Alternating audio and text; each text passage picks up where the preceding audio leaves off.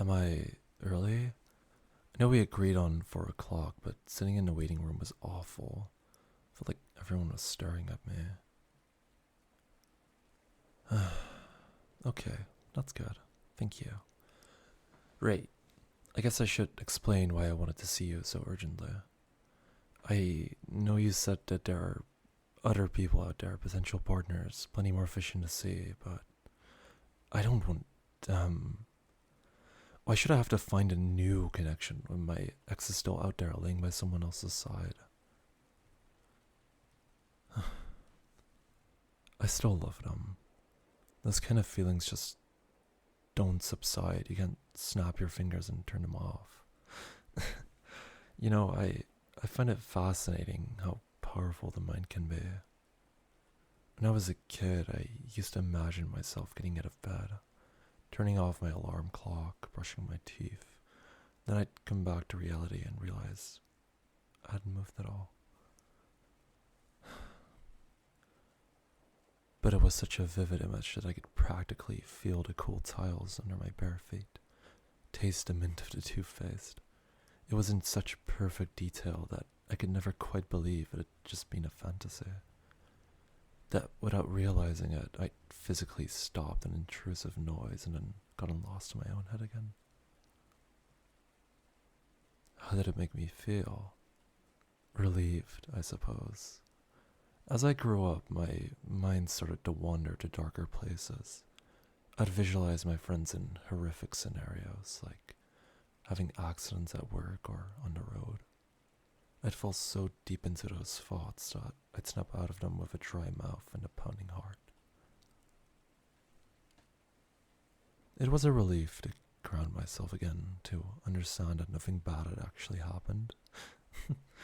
Some people drink or take drugs in order to experience that kind of thing. I never needed any. In fact, a clear head is the ideal condition for a scenario to manifest. Maybe I should start drinking or do something to get rid of this intense sobriety. No?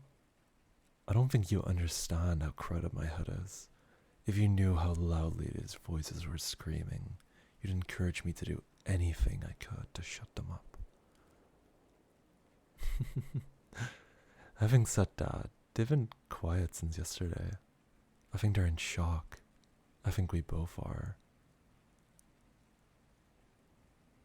You want to know?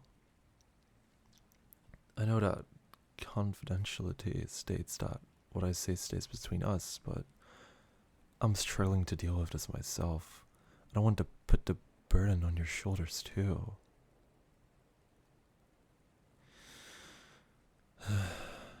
Alright, I'll tell you. Yesterday, I saw my ex with their new boyfriend. They looked so happy together. I think they might really love him. I didn't stand a chance, so I tried to leave them alone. I did, but fuck. I couldn't help myself. I sat down and fantasized about ripping them away from each other, tearing them apart, watching the blood splatter across the walls as I took him away from them, just like he took them away from me.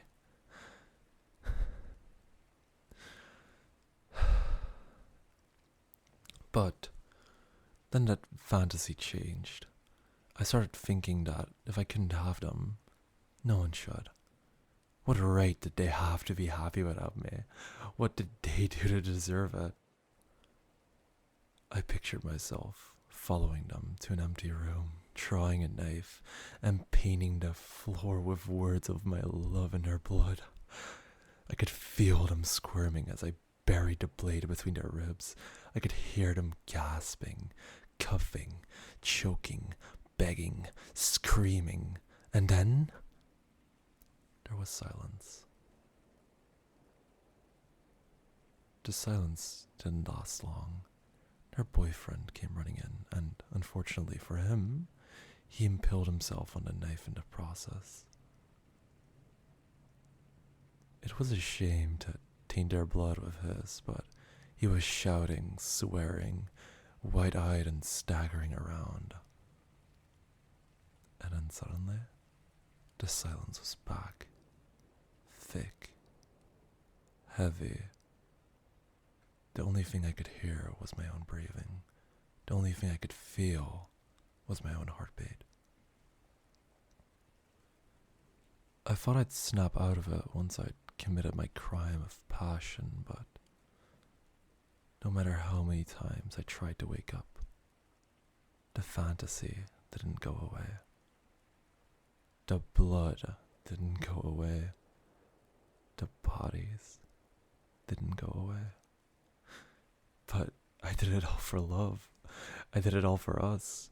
Now that they're gone, they can never leave me, don't you see? No one can take them away from me now. I'd rather be in hell than alone.